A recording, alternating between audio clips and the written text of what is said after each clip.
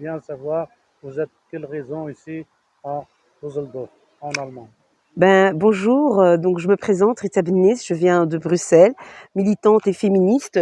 Donc j'ai eu la chance de participer à ce colloque international qui a été organisé par le Parlement de la migration marocaine.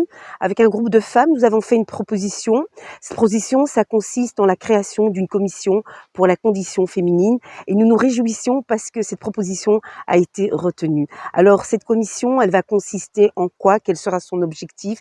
Eh ben, c'est très simple, son objectif, eh ben, il sera là pour pouvoir interpeller aussi bien la magistrature, le milieu politique et associatif, des associations, le milieu des associations qui se chargent de la lutte pour les conditions féminines, pour les interpeller pour en ce qui concerne tout ce qui en ce qui Oui, concerne la Moudawana. à Modawana. Mais qu'est-ce que vous dites pour les jeunes pour adhérer à votre parlement, les jeunes?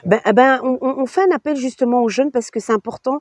Moi, je suis issue de la deuxième génération. C'est important que la troisième, la quatrième génération, elle s'intéresse aussi à tout ce qui se passe au niveau du Maroc. Le Maroc bouge. Le Maroc est un pays en plein développement. Sa Majesté, lors du dernier discours à l'occasion de la fête du trône, souhaite réformer de nombreuses choses, notamment la Moudawana. Et on leur demande justement de s'impliquer davantage et d'être à l'écoute et de nous interpeller parce qu'on peut être une voix pour eux, on peut les soutenir et on peut être aussi des personnes relais et je les incite vraiment à s'intéresser à ce qu'on fait au niveau de ce Parlement.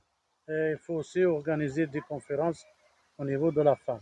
Oui, tout à fait. La Parce condition que, féminine, déjà, en Belgique, c'est pas évident puisqu'on lutte contre les violences faites aux femmes, on lutte pour l'égalité salariale. Et donc, je me dis qu'au Maroc, on a la chance, justement, qu'il y ait eu cette Moudawana en 2004. Donc, c'est vraiment réformer le code de la famille et surtout de la condition féminine. Donc, je me dis, il y a encore tellement de choses à faire. Les femmes, elles sont demandeuses et il faut qu'il y ait un changement parce que quand les femmes s'arrêtent, le monde s'arrête.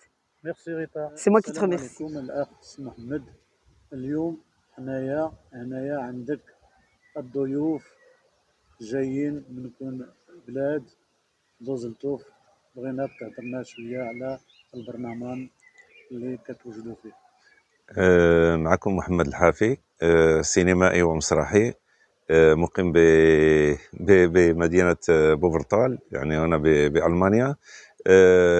قمت يعني بتنظيم تاع برلمان الهجرة المغربية باعتباري من أحد مؤسسي هذا البرلمان.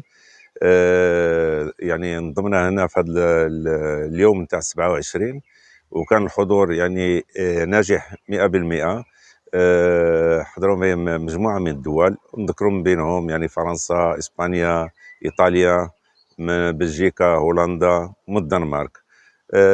برلمان الهجرة تيفتح الأبواب ديالو، هو ما تينتمي إلى يعني إلى ماشي حتى شي مؤسسة يعني ولا حزبية ولا يعني ولا سميتو يعني من غير يعني من غير البرلمان، هو مجموعة من الجمعيات كل وحدة تتمثل واحد الدولة ديالها. فأنا تمثل هنا ألمانيا. أنا تنفتح الباب ديالي بالنسبة لهنا الناس اللي بغات تنخرط معنا في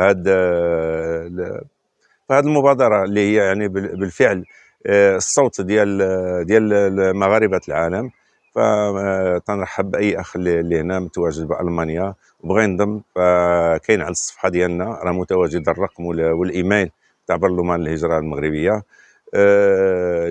كان واحد اليوم يعني كما قلت يعني ناجح بكل المقاييس. حضروا فيه الإخوان كل واحد يعني باش كان المواضيع ديالو كانت مشتركة، تنتناولوا فيه مسألة ديال الدين، مسألة ديال سميتو بالنسبة سواء كانت طلبة مغاربة العالم، المغاربة اللي يعني يحصلوا هنا يعني دبلومات يعني جد عالية.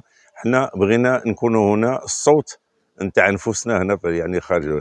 بالاضافه حنا تنطالبوا يعني المشاركه السياسيه ديالنا يعني سواء داخل الوطن او خارج الوطن، باعتبارنا حنا مقيمين هنا في اوروبا والاولاد ديالنا يعني الناشئه اللي هما ديال المستقبل، خصنا يعني نديروا يد في يد على اساس باش نحققوا النجاح ديالنا بالنسبه يعني الاولاد ديالنا في المستقبل. فهناك يعني مجموعه من الاكراهات تنعيشوها على داك الشيء، سواء على مستوى يعني يعني حتى مساله العبور غير العبور، لا ما بغيناش حنا نرجعوا نفس المشكل.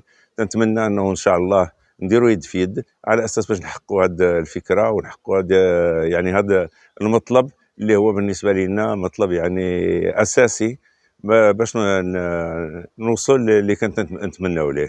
شي كلمة للمتبعين حوار تيفي وشي كلمة للشباب. انا تنوجه بعد اولا جزيل الشكر في اداره يعني الحوار تيفي بالنسبه للاخ الحموشي، لانه دائما هو متابع معنا في جميع المحطات سواء كانت ببلجيكا ولا بايطاليا ولا ان كان معنا في المانيا، فهو الحضور دائما دعم لنا، وحتى المتتبعين للقناه اظن انهم حتى هما من بين المشجعين لهذا الفكره ديال برلمان الهجره المغربيه. فانا تنجدد للناس اللي هي المشاهدين ديالنا على ان اساس هذا هو الصيت ديالنا هي حوار تيفي. نتمنىكم ان شاء الله تكونوا معنا في جميع المحطات وتشجعونا على اساس يكون النجاح ديال الكل هنا بالنسبه للجاليه المغربيه باوروبا ولا في يعني اقطار العالم. وشكرا.